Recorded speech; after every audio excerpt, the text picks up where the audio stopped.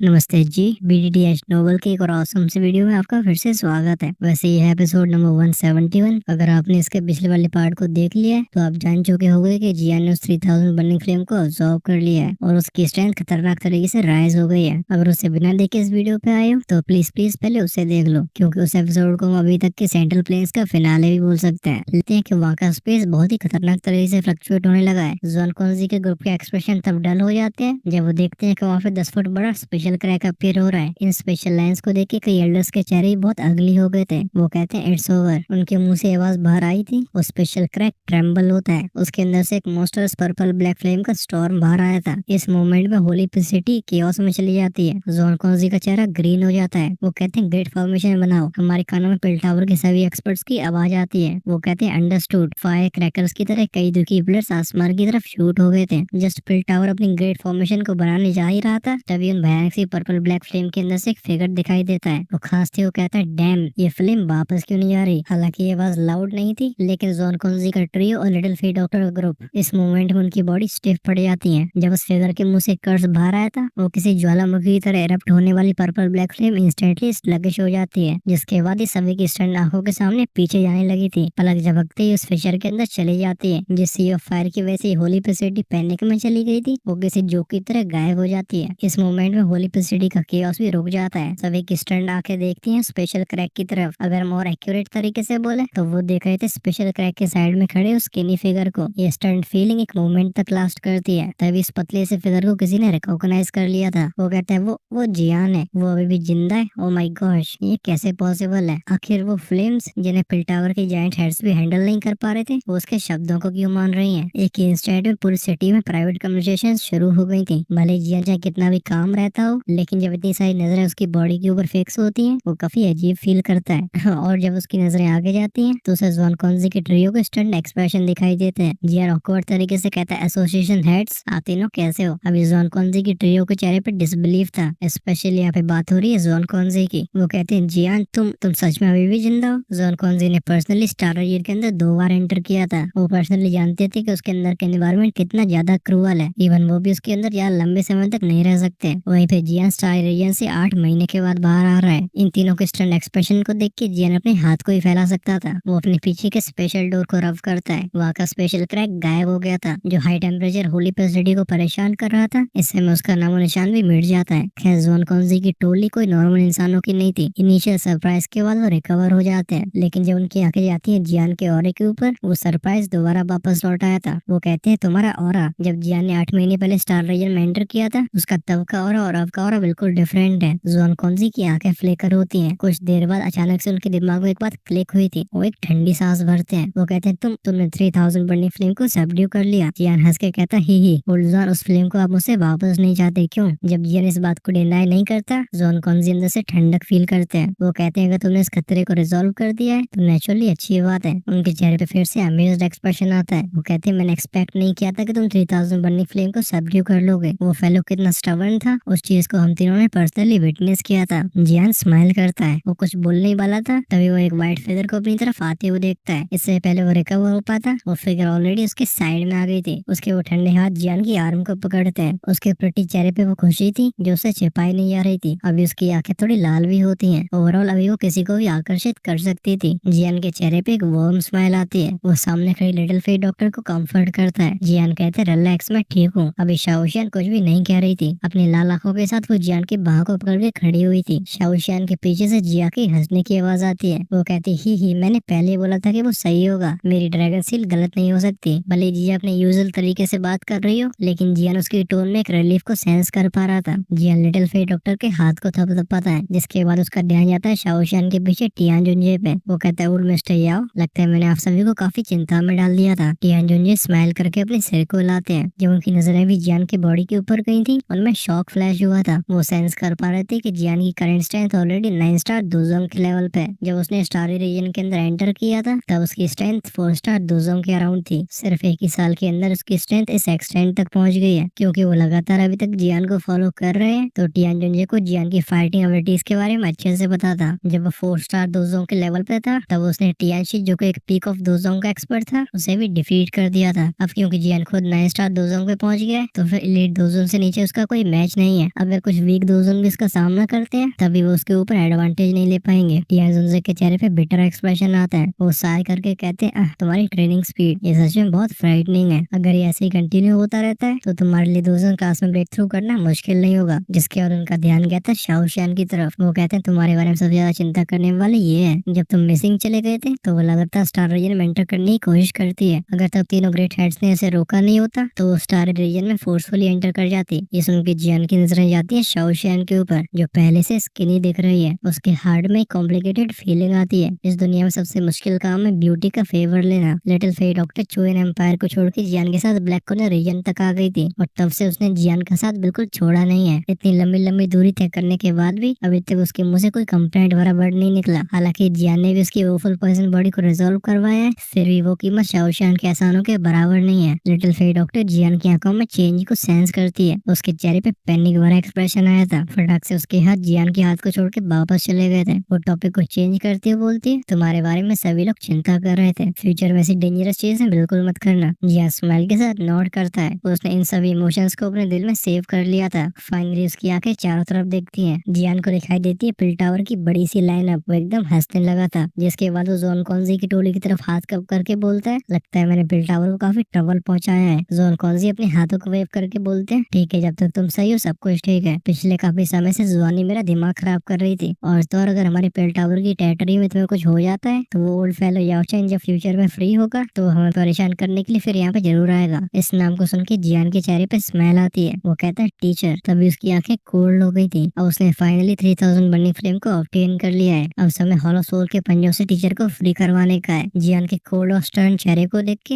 Association head जुआनी को कुछ समझ में आ जाता है। वो कहती है चलो ये जगह बात करने की नहीं है, हम पिल टावर के अंदर एंटर करते हैं। जब तुम स्टार रीजन के अंदर थे तब हमें याओ चैन के बारे में कुछ खबर मिली है। ये सुन के जियान का दिल गले तक आ गया था, लेकिन वो अपनी एंजाइटी को दबा के नोट करता है। सीन शिफ्ट होता है पिल टावर के अंदर मीटिंग रूम का। जॉन कॉन्जी के चेहरे पे ग्रेव एक्सप्रेशन थे। वो कहते हैं जिस तरीके की हमें इन्फॉर्मेशन मिली है, जब उन लोगों ने तुम्हारे पीछे एक्सपर्ट्स भेजे थे तब उनका याओ चैन को दूसरी जगह पे ट्रांसफर करने का प्लान था, लेकिन बीच में पिल गैदरिंग का मामला आ गया। इस वजह से याओ चैन का ट्रांसफर डिले हो गया। लेकिन पिछले 8 महीनों में जब तुम मिसिंग थे हॉल ऑफ सोल के पास सफिशिएंट टाइम होता है कि वो वेस्टर्न रीजन की मेन सिटी से याओ चैन को ट्रांसफर कर सके। जियान का चेहरा डार्क होता है। वो अपने हाथ को क्लेंच करते हुए बोलता है तो फिर टीचर को ट्रांसफर कर दिया गया। जियान की डेंस नजरें जाती है जॉन कॉन्जी की तरफ। वो कहता है अगर ऐसी बात है तो क्या मैं जान सकता हूँ कि हॉल ऑफ सोल ने टीचर को कहाँ पे इम्प्रिजन किया है। जियान के 4 लोगों का ग्रुप क्या ही सर्च कर सकता था। इस मामले में पिल टावर का इन्फॉर्मेशन नेटवर्क बहुत अच्छा है, उनकी हेल्प से चीजें काफी आसान हो जाएंगी। जुआनी कहती है हमारे पास कुछ क्लूज हैं लेकिन उनका वेरीफाई होना भी बाकी है। एग्जैक्ट इन्फॉर्मेशन को जानने के लिए हमें टाइम की जरूरत है। हाउएवर तुम इतने एंग्शियस मत हो, हमारी इन्फॉर्मेशन के हिसाब से हम काफी जल्दी सब कुछ इन्वेस्टिगेट कर लेंगे। जियान हाँ बोलता है। अभी वो पिल टावर की इन्फॉर्मेशन नेटवर्क पे ही रिलाई कर सकता था। जॉन कॉन्जी कंफर्ट करते हैं। वो नहीं चाहते थे कि जियान बहुत ज्यादा चिंता में रहे। वो कहते हैं तुम्हें बहुत परेशान होने की आवश्यकता नहीं है। याओ चैन हॉल ऑफ सोल के लिए बहुत यूजफुल है। जब तक उनके पास कोई चॉइस नहीं बचती वो याओ चैन को जिंदा रखेंगे। जियान कहता है एसोसिएशन हेड साहब का धन्यवाद। जॉन कॉन्जी काफी समय तक शांत रहे थे। फिर वो सॉफ्ट आवाज में बोलते हैं एडिशनली अगर हमें इन्फॉर्मेशन ऑब्टेन हो जाती है तो फिर तुम्हें सिर्फ अपनी एबिलिटीज पर रिलाई करना होगा, क्योंकि अगर हम तुम्हारी हेल्प कर देते हैं तो फिर हमारे और हॉल ऑफ सोल के बीच में बड़ा वॉर शुरू हो जाएगा। अब एक पिल टावर हॉल ऑफ सोल का बिल्कुल मैच नहीं है। इस पॉइंट के रिगार्डिंग जियान को कुछ खास फील नहीं होता। वो कहता है टीचर के इम्प्रिजन होने की लोकेशन मुझे मिल पा रही है, मैं बस इस रीजन की वजह से हॉल ऑफ सोल का बहुत बहुत शुक्रगुजार हूँ। मैं आपको और ज्यादा परेशान नहीं करना चाहता। जॉन कॉन्जी का ट्रियो पिल टावर के 3 ग्रेट हेड्स हैं। उनका हर एक एक्शन पिल टावर को रिप्रेजेंट करता है और तो हॉल ऑफ सोल बहुत टेरिफाइंग है। अगर कोई बड़ी बैटल शुरू हो जाती है तो उसके इम्प्लीकेशंस बहुत खतरनाक होंगे। इस रीजन की वजह से जॉन कॉन्जी का group openly hall of soul पे वॉर डिक्लेयर नहीं कर सकता था। जॉन कॉन्जी अंदर से सॉरी फील करते हैं। वो कहते हैं तुम बिल्कुल चिंता मत करो, चाहे कुछ भी हो हॉल ऑफ सोल हमारे पिल टावर का एनिमी है, हमारी तरफ से तुम्हारी पूरी हेल्प करी जाएगी। जियान स्माइल करता है। वो हाथ कप करके बोलता है अगर ऐसी बात है तो मैं ओल्ड जॉन आपको पहले थैंक यू बोलना चाहूंगा। जॉन कॉन्जी कहते हैं तब तक तुम पिल टावर में रेस्ट करो, जैसी हमें जानकारी मिलती है तुम तुरंत ही एक्ट कर सकते हो। जियान स्माइल करके नोड करता है। जैसे उसके हाथ क्लेंच होते हैं एक जेड पीस अपीयर हुआ था। इस चीज की हेल्प से इन्फॉर्मेशन ट्रांसमिट करी जा सकती है। इस चीज को फेंग जुनजी ने जियान को दिया था। अब समय आ गया कि उन्हें समन किया जाए। एक बार वो यहाँ पे आ जाते हैं फिर उन्हें बस इन्फॉर्मेशन चाहिए होगी। फिर बस मास्टर यालो की इम्प्रिजन लोकेशन पे जाके उन्हें रेस्क्यू करने की जरूरत रह जाएगी। जियान आसमान की तरफ देखता है। वो कहता है टीचर रिलैक्स, बहुत जल्दी डिसाइबल तो मैं रेस्क्यू करेगा। ऐसा कहने के बाद जियान एक गहरी सांस को लेता है। उसकी जबकि उन काली आंखों में डार्क किलिंग इंटेंट फ्लैश हुआ था। जितने दुख और दर्द मास्टर यारलॉ को पहुंचे, जियान हॉल ऑफ सोल को उनका 1000 गुना वापस लौटाएगा। तभी हमें एक क्रैक की आवाज सुनाई दी थी। जैसे ही जियान की बॉडी किलिंग इंटेंट को रिलीज करती है, उसके हाथ क्लेंच हो गए थे। ऐसा होने से वो जेडपी शैटर हो जाता है। जियान ग्रेट हेड से कुछ और समय तक बात करता है, जिसके बाद उसकी टोली निकल गई थी अपने रूम की तरफ। रूम में एंटर करते हुए जियान रैंडमली पूछता है, क्या मेरे अब्सेंस में कुछ बड़ा हुआ? शाओशान रिप्लाई करते हुए कहती है, क्योंकि ईगलन के बहुत सारे मैटर संभालने को थे। इस वजह से काफी वेट करने के बाद येजोंग और शिगलन को वहाँ पे वापस जाना पड़ता है। ये सुन के जियान ने नोट किया था। इस समय ईगलन की सिचुएशन कुछ खास अच्छी नहीं है, क्योंकि येजोंग ईगलन के फर्स्ट एल्डर है। वो हर समय होलीफिल सिटी में बने नहीं रह सकते। जब जियान को मालूम पड़ता है कि येजोंग उसका 6 महीने तक वेट करते रहे हैं, जियान समझ जाता है कि उनकी तरफ से सिंसियरिटी की कोई कमी नहीं थी। तभी शाओशान के आईब्रोज नेट हो जाती है। वो कहती है, एडिशनली एक और प्रोफाउंड जोन सेक्ट के लोग हमसे पंगे लेने के लिए आए थे। चैनशियन और बाकी के दोनों एल्डर्स पिलरियम के अंदर गायब हो गए हैं। मोस्ट लाइकली उनके साथ कोई एक्सीडेंट हुआ है, बट प्रोफाउंड जोन सेक्ट को लगता है कि तुम इसके रिस्पॉन्सिबल हो। अच्छी बात है कि साओइंग विटनेस थी। वो कहती है, जिसने उन तीनों को मारा वो हॉल ऑफ सोल का ओल्ड म्यूगू था, और क्योंकि बेल टावर भी हमारे साथ है तो उन्हें वापस जाना पड़ा। शाओशन कहती है, लेकिन मुझे लगता है वो अभी भी तुमसे नफरत करते हैं। अगर उन्हें मालूम पड़ता है कि तुम सारे रीजन से सही सलामत वापस लौट आए हो, वो दोबारा तुम्हारे लिए परेशानी खड़ी करेंगे। जियान की आईब्रोज नेट हो जाती है। वो इमीडिएटली अपने हाथ को वेव करते हुए कहता है, ठीक है ना, जाने दो। अगर वो हमारे लिए परेशानियां खड़ी करते हैं तो फिर हमें भी सभ्यता छोड़नी पड़ेगी। ऐसे लोगों को उनकी भाषा में समझाया जा सकता है। शाओशन यस बोलती है। जियान जो कि कुर्सी पे बैठ गया तो उसकी आंखें दोबारा से शाओशन के ऊपर गई थी। उसकी आंखों में सरप्राइज फ्लैश होता है। वो कहता है, जब हम पिछली बार मिले थे तब से अब का तुम्हारा ऑरा काफी ज्यादा स्ट्रॉन्ग लग रहा है। ये सुन के लिटिल फी डॉक्टर के चेहरे पे स्माइल आ जाती है। वो कहती है, मेरी बॉडी में जो पॉइजन डैन है वो ट्रेनिंग के बहुत ही मिरेकुलस इफेक्ट को पोजेस करती है। पिछले 1 साल में मैंने काफी प्रोग्रेस किया है। कियान जुंजी जो कि साइड में बैठे हुए थे, ये सुन के वो कड़वाहट फील करते हैं। वो